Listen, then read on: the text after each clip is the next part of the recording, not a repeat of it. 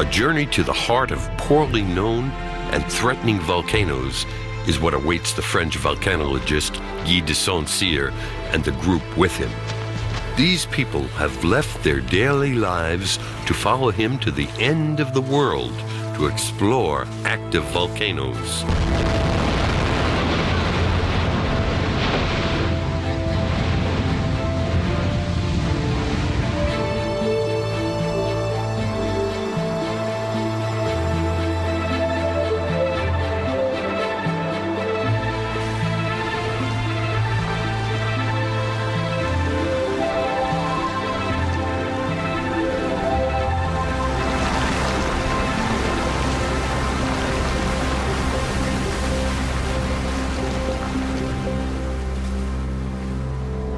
More than 24 hours away from France by plane, Vanuatu is made up of more than 80 small islands scattered over 550 miles, most of which are uninhabited.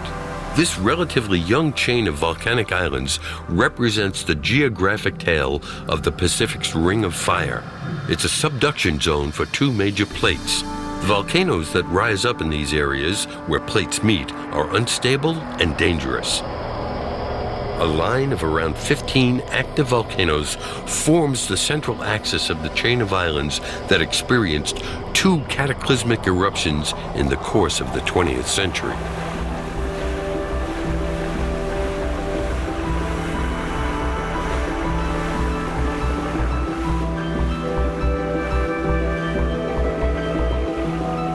The only way to travel to the very north of the archipelago is by boat. There are no landing strips on these islands at the end of the world.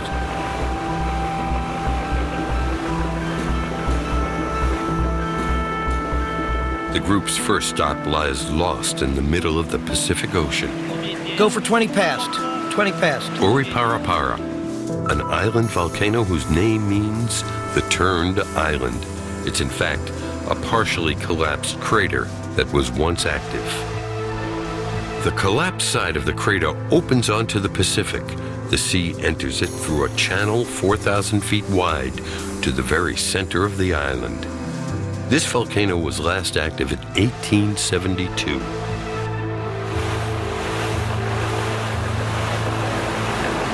We're arriving at Oriparapara.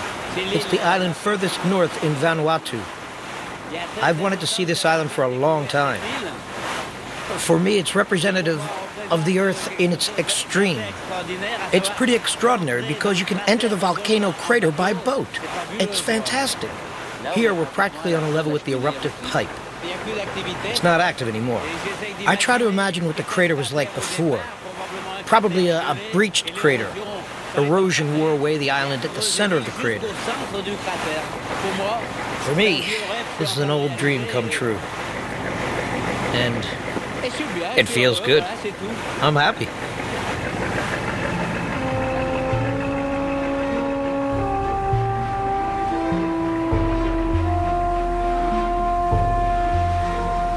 These seas were once the realm of missionaries, whalers, sandalwood dealers, and human traffickers. Difficult access to the islands, the dangerous reputation of the natives in the past, and the isolation of the villages, virtually always deep in the forest, have allowed the inhabitants to preserve their age-old traditions. Okay? We've come to the end of the world. There are lots of ends of the world, but this one is especially incredible.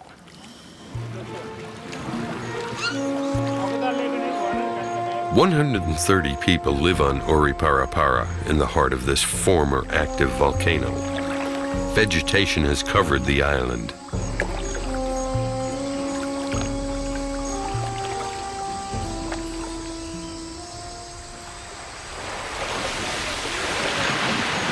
Chief David, my name is Guy. It's for you. Thank you very much. Thank you very much. Chef John? Chief John, thank you very much. Okay, can you ask if it's possible for us to put the tents here? in the village for one night. We can either put them by the sea or in the village.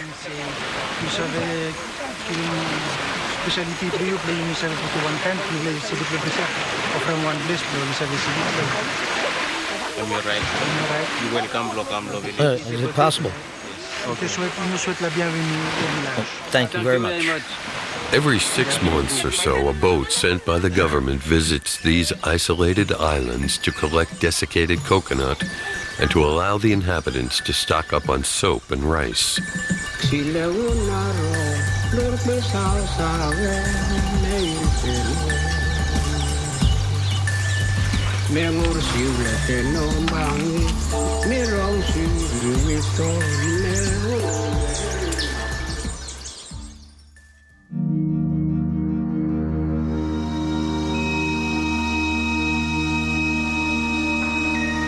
A few miles from Oriparapara, our boat comes across the magnificent Reef Islands, a series of uninhabited isles of white sand and coconut palms.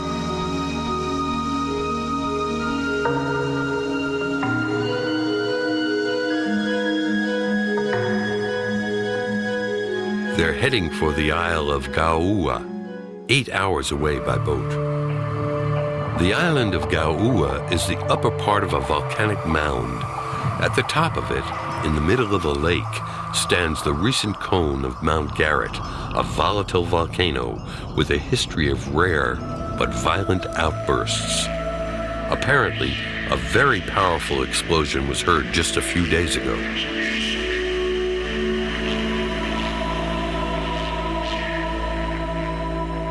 Guy is trying to observe the volcano and calculate the possible risk for the inhabitants. Getting here is an adventure in itself.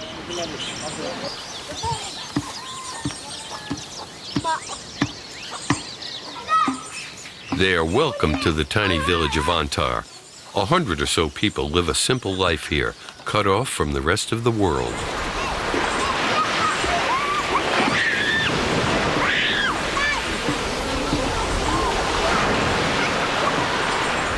I'm happy to come to Gaua because it's our first active volcano in Vanuatu, and I'd like to know what happened 3 weeks ago. It's a volcano that's considered dangerous because at the foot of the volcano there's a big lake called Lake Latas, which is inside a caldera that's 9 kilometers by 6. Whenever there's a lake next to an active volcano, there's the possibility of water and magma mixing, which is very explosive and very dangerous. Nearly all Garrett volcanoes' eruptions are very short. On average, they last a day or two, no more. It's very violent, but it rarely lasts longer than 2 days. It looks like a small volcano from the outside. It peaks at 797 meters. Its real height from the bottom of the Pacific is 3,000 meters. So it's pretty big. It's almost Etna.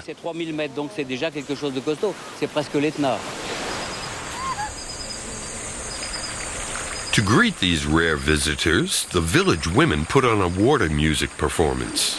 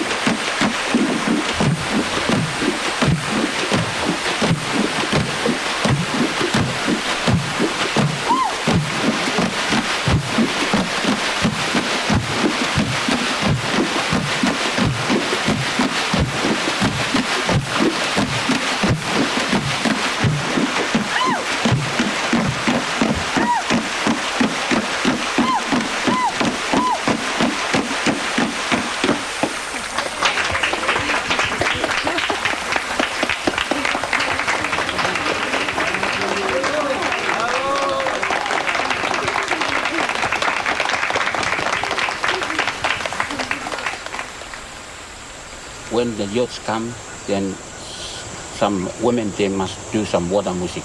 This water music, the women show you, this is custom from Rawa. Yes. Custom from Rawa.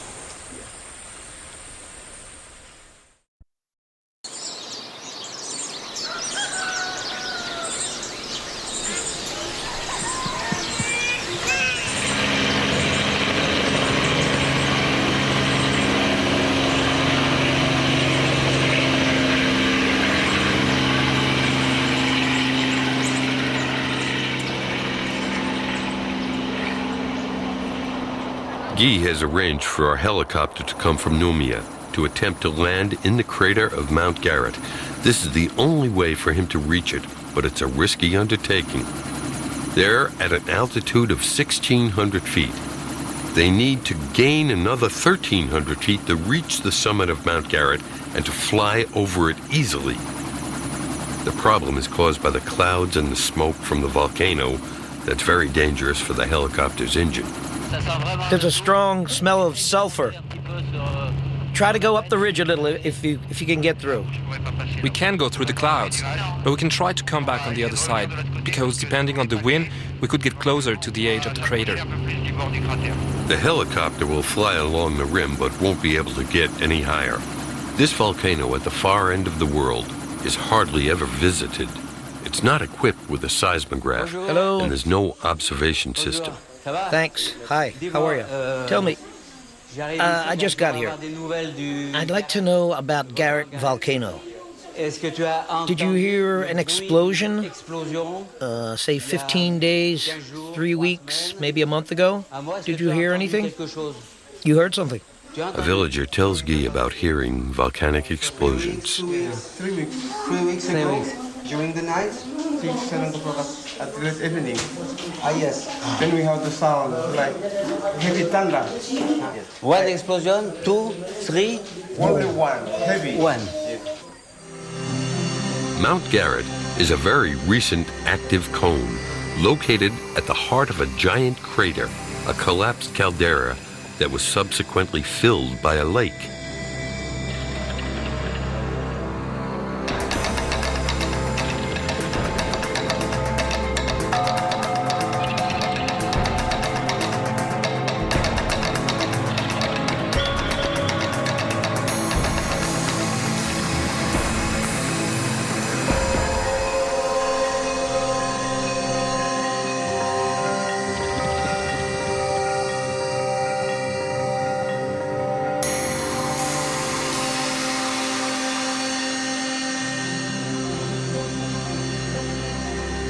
Mount Garrett is considered to be one of the most dangerous volcanoes in the northern islands of Vanuatu.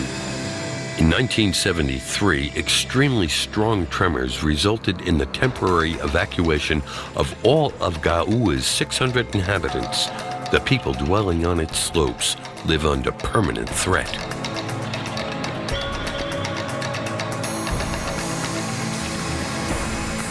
Guy doesn't know yet if the explosions really have occurred. Taking the group up in these conditions is much too dangerous.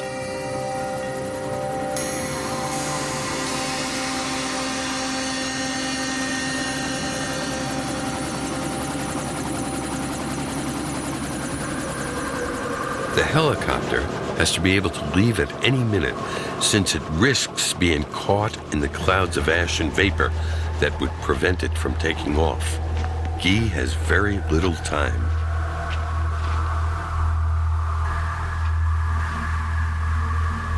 He searches for traces of impact. I'd like to see for myself if there was an explosion or not, because this volcano directly threatens the people who live in its vicinity. In fact, the whole population of the island.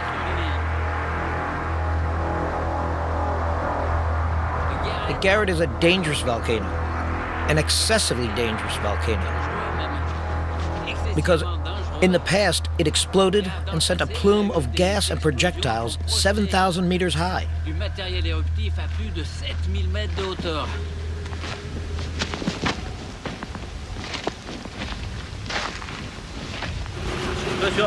I sank into the mud.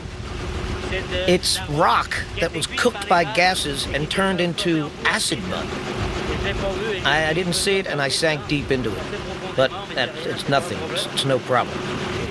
I didn't see any impact from projectiles or projected blocks. I think there was an explosion, degassing, but no ejections.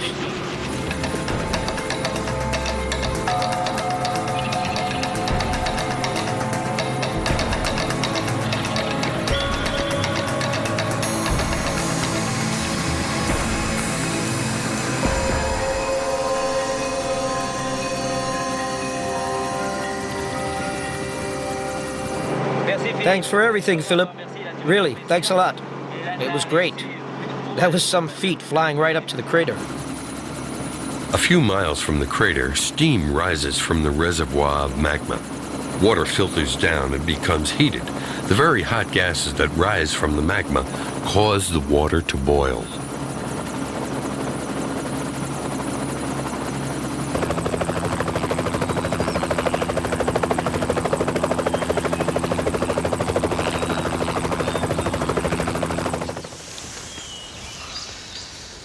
Hello, Jackson.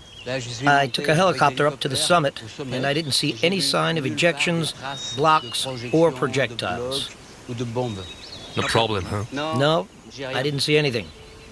No problem. You can sleep for now, until the next time. Guy has decided to show the images of Mount Garrett to the village chief and his group. Look, we're starting to see smoke. That's the smoke from Mount Garrett. There are 4 craters, including one that's really active.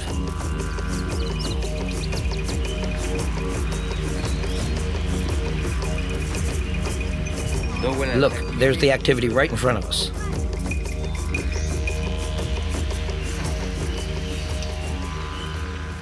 It's a dangerous volcano because there's a risk of an eruption with a very explosive mix of water and magma. It's what they always fear. Look at the fallen trees. Look at that. Already.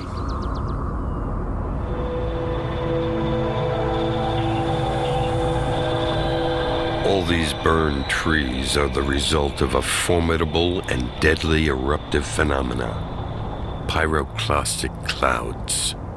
A pyroclastic cloud is a mix of high-temperature gas, ash, and projectiles. It's an emulsion of around 600 degrees Celsius. It moves forward at speeds of up to 300 or 400 kilometers per hour. Nothing can stop a pyroclastic cloud. How did you imagine the summit? Fire? Fire. Fire? You're disappointed because you can't see fire. You only see smoke. See you soon. I'll come back and see you soon.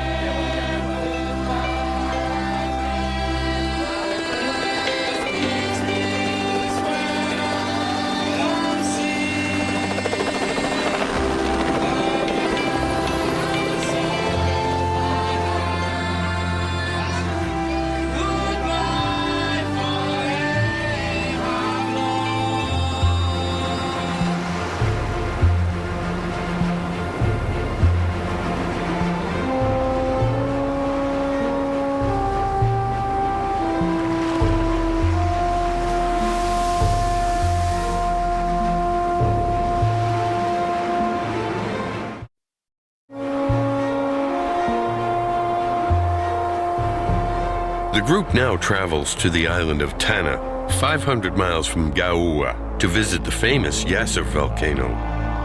They'll attempt to approach the most active volcano in Vanuatu. The island of Tana is made up of the remains of a huge volcano that died out 100,000 years ago. Yasser is the most recent and only active cone on the island, located in the southeast corner. Now, as you can see, we're really on ash. It's everywhere. Vegetation has grown back on the ash, but everything you see here is volcano ash.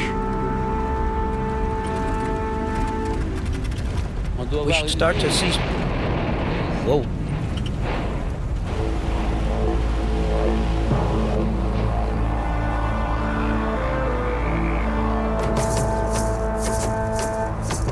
Look, see the plume rising? Look hard. Here we are.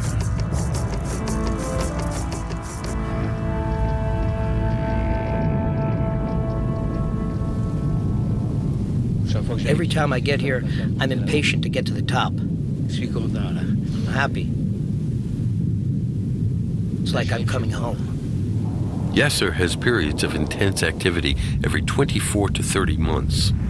6 times a day, an observation post located a mile from the main crater sends data to a satellite on the powerful tremors and ground movements caused by the volcano.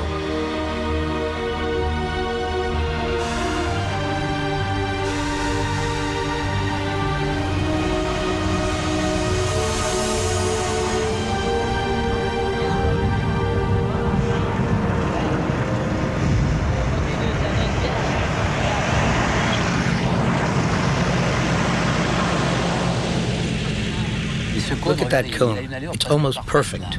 It has a base 3 kilometers in diameter.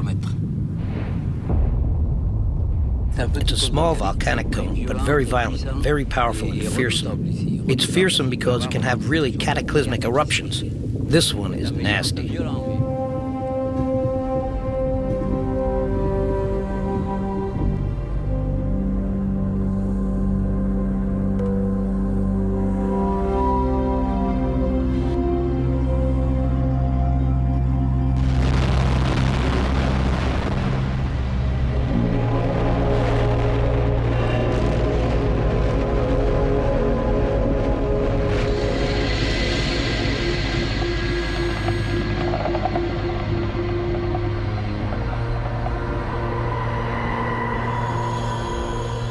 Guy observes explosions occurring at a fairly intense rate, every 4 minutes or so.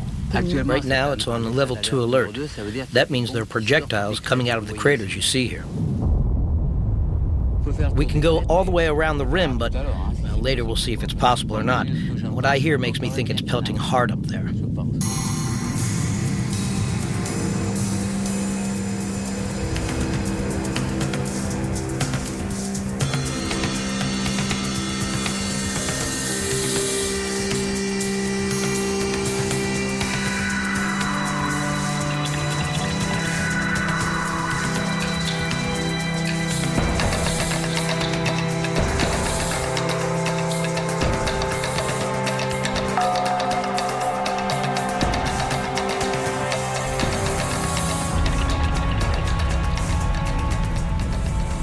Yasur has been erupting one way or another for at least 200 years. But probably for 300, 400, 500 years, we don't know. It was discovered by Cook in 1774, and it's only been under surveillance since that time. In 1964, there was a lava fountain 300 meters high. Can you imagine a 300-meter-high lava fountain? It's practically up to here, the height of Yasur. In 1975, the eruptive column reached 1,000 meters in height. In 1977, it reached 3,000 meters. It spewed out smoke plumes, ash projectiles, and scoria that displaced people to the north of the island. The last big explosion was in 2001. The projectiles came down to where we are now. I saw it. There were projectiles that came directly from the summit and landed down below on the ash. That was the main active phase for Yasur, but I don't think we've heard the last of it.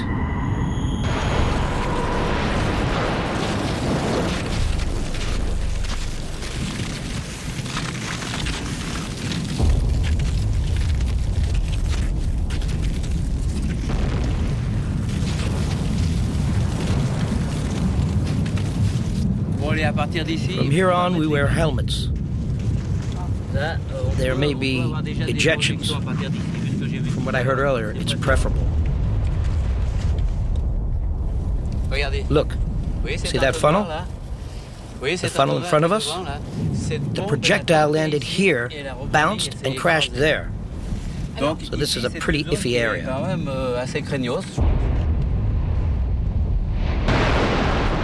Every time there's an explosion, always look up. If you feel like blocks are coming at you, don't move. Don't run. Just look. If they really are coming at you, try to avoid them. That's all. But you'd be really unlucky.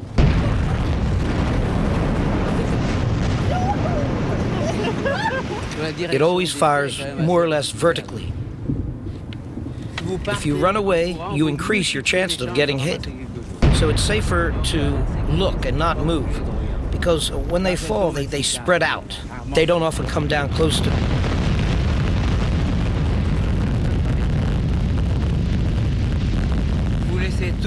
Always leave at least 3 meters between yourselves so you can move to one side or another.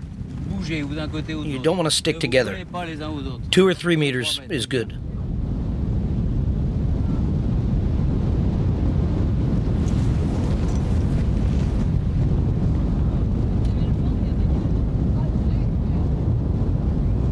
Guy scouts a dangerous area from which he has a full view of the crater.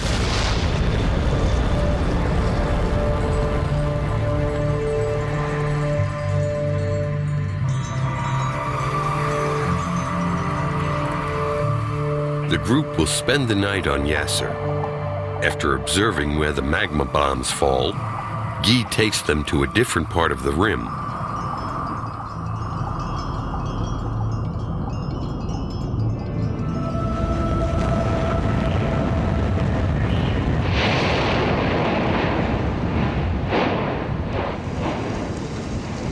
Always look up, look hard.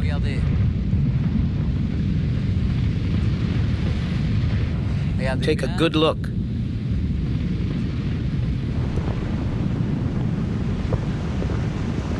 The lava lamina you see here is between 1,000 and 1,100 degrees Celsius.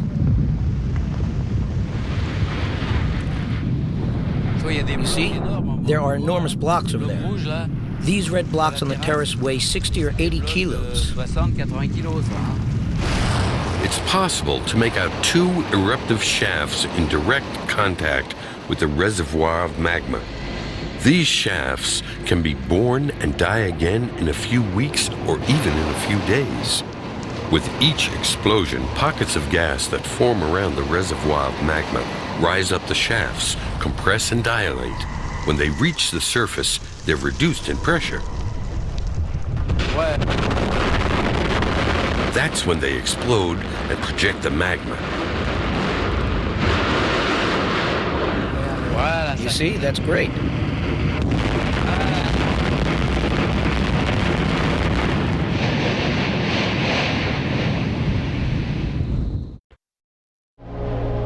Here, Guy is always on his guard. Yasser has killed visitors several times in the past. The force of its explosions can vary by the minute. It's an extremely dangerous volcano because of the incredible size of its magma reservoir. The magma reservoir is 10,000 meters beneath us. The depth of the magma reservoir gives us an idea of the seismic waves. We can estimate the volume, but it's still only a rough guess. We can expect some cataclysmic eruptions. On the scale of eruptions, level 1 is about what we're looking at, even though it's been put at level 2. I don't think it's justified today. At level 2, projectiles come out of the crater and go over the ridges behind us. Today I haven't seen any. Level 3 is for much more violent explosions that spew projectiles over a 6-kilometer range around the cone. 6 kilometers is huge. It has to go up 10 or 15,000 meters. And level 4 is for really cataclysmic eruptions. There are enormous explosions, pyroclastic clouds, and it destroys all life on the island's surface. Probably before this cataclysmic eruption, there'll be major upheavals in the ground, landslides, and probably earthquakes.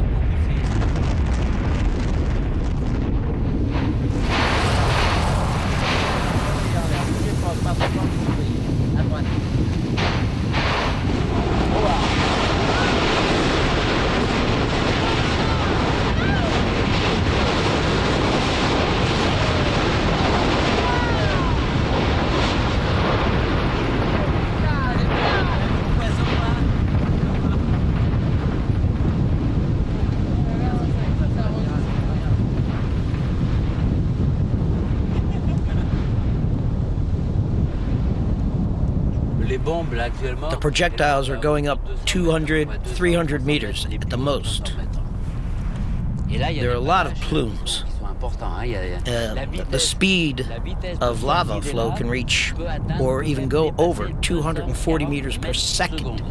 That's something. So with horizontal fire at 240 meters per second, you can't do a thing. You can't avoid it. It's like avoiding gunfire.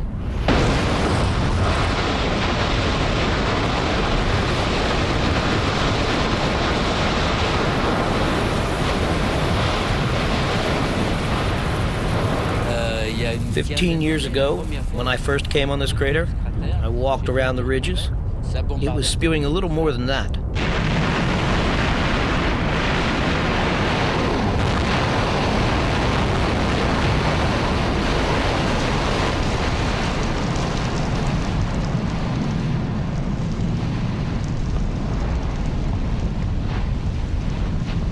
Be careful, watch out.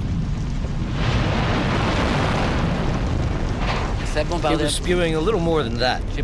I spent the night with Monique here, and we went down in the morning by the ashes. She had a yellow anorak. I had something red, so we were very visible. While we were going down, while we were on the ridges, we saw 2 or 3 kids at the bottom. And after 10 minutes, there were 30 people down below watching us. We went down. They came up to meet us. They were like this. At first, they thought we were spirits. They thought we were the spirits that live in the craters who were reincarnated and had come to see them.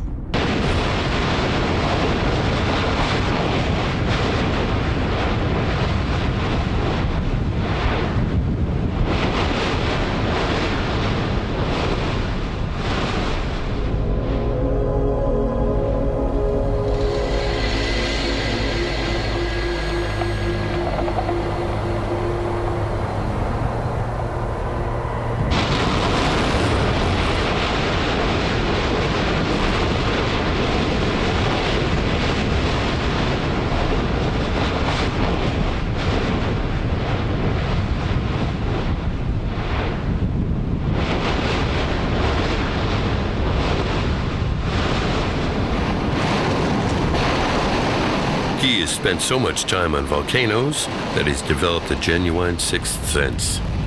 I understand the sound of explosions. I speak their language. I know more or less what's happening behind my back, more or less. And now, for example? Now, the blocks are still a long way off. It's okay. They're in the middle of the terrace. It's still okay. Exploring the rim of Yasser is dangerous, to say the least. The group takes frequent breaks to observe the changing activity of the volcano. Once the coast seems clear, they move all the way around the cone to descend a long ridge of ash. Hey, yoo-hoo!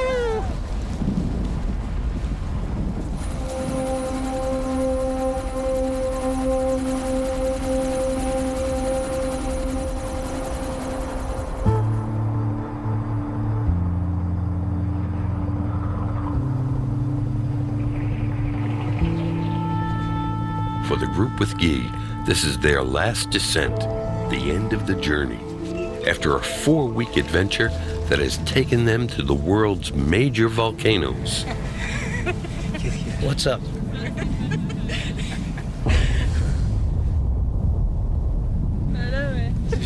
In the 14 years I've been coming here, it's one of the few times I've seen such beautiful activity, and so much of it.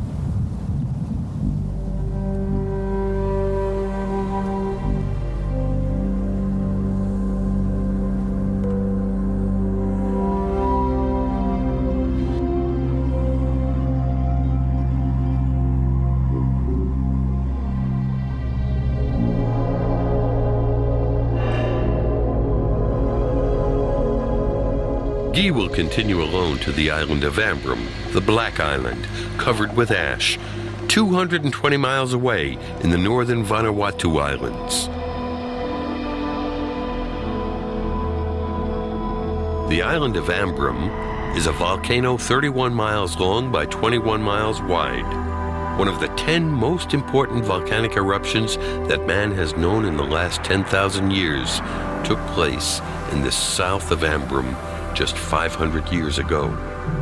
The summit of the island of Ambrym is taken up by a huge caldera where two large active volcanoes stand, Bembo and Marum. They're among Guy de Saint-Cyr's favorites. He comes here at least 3 times a year.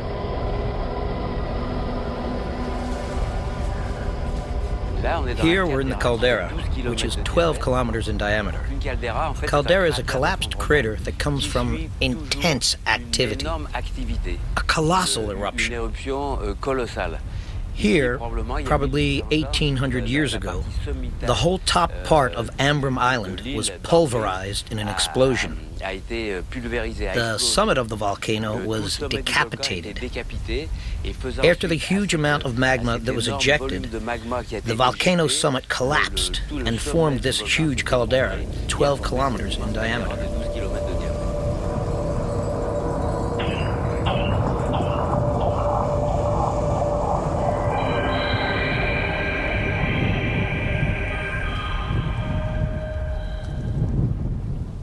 But it's unusual to see the top of Bembo completely clear like that. Usually it's covered by smoke. Today, there's apparently not much smoke. Marum is just behind us. It's clearing. We can see its base. The summit is 100 meters above Bembo.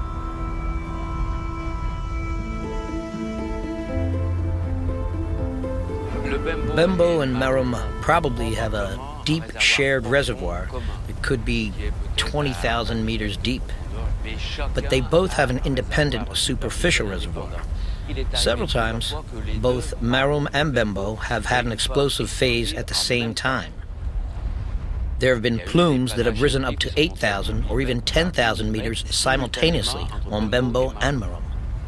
Jimmy lives in the village of La Linda, a 6-hour walk from Bembo and Marum.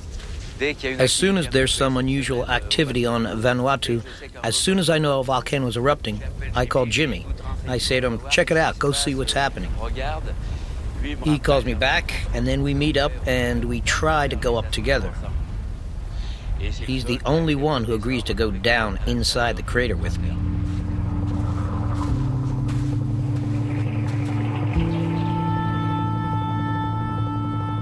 Guy discovered the Ambrym volcanoes 14 years ago. Since then, their activity has been permanent and is usually revealed by the presence of one or several lava lakes. However, for a year and a half now, there's been no activity apart from the vapor clouds. Guy climbs up here regularly to observe the changes in the crater. It looks like there's already blue smoke coming out. Look. Yes, I know it's small, but it's a good sign. We have to go take a look. The magma's probably nearby. That's not the usual plume, which is really blue, but even so. So the central crater is active again. There was a big earthquake here a year and a half ago, and the people from La Linda village told us that afterward there was no glowing at the summit. So the earthquake probably opened the faults and changed the profile of the eruptive pipe, and the magma dropped down to a lower level. It looks like we still have a thermal anomaly at the same level as these volcanoes. That means the magma is not far away. We're making an anchor to attach the rope. The best thing is to tie a knot, attach the bag of sand to the rope, and fill up the hole. That's perfect. No problem.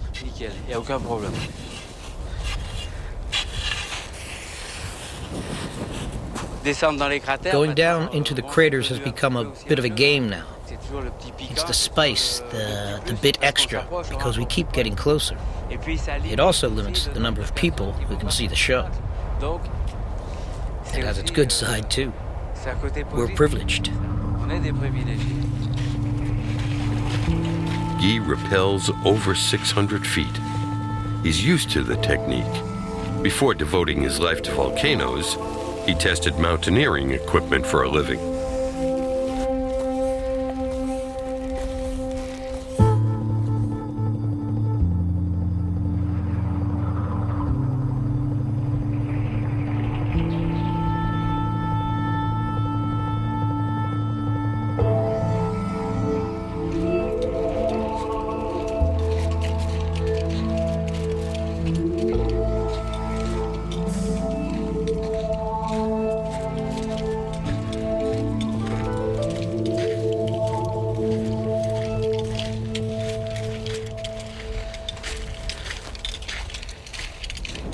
How many times have we been down that hole? 40 times. 40. More or less 40 times. Look, there's a fault line that has opened up halfway down the slope. It wasn't there the last time I came down, 3 months ago. You followed it from here just to here. You see? It's not a good sign. There are a lot of earthquakes here, and often it sets off rockfall.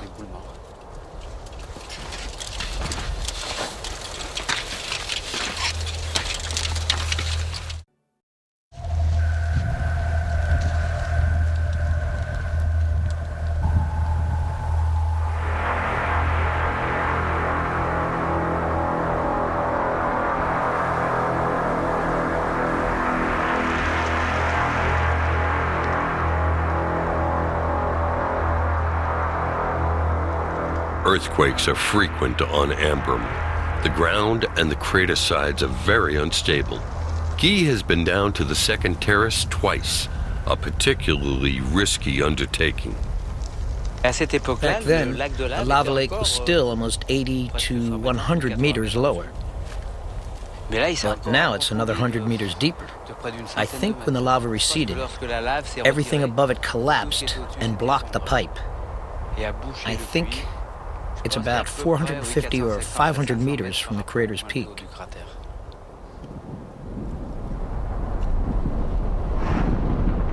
Did you hear that? It's the magma in the pipe there. That's where the blue smoke comes out. If you wait until nighttime, you'll see it glowing red. When we get 100 meters from the top, and if the usual lava lake is there, we'll hear this backwash. And the higher you climb, the louder it gets. There's no mistake. When we hear the backwash, we know the lava is here. But following a major earthquake at the end of 2004, the lava lake suddenly disappeared. Guy was there just before to observe this incredible sight.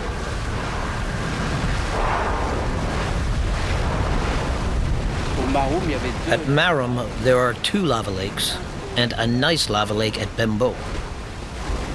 You could get close, be just above it. We were a few centimeters from the edge that plunged straight into the lava lake, which was 70 meters beneath us. It was an incredible spectacle. Guy will be back on this rim in just a few months. Until then, he'll travel to other volcanoes around the world to satisfy his inexhaustible passion.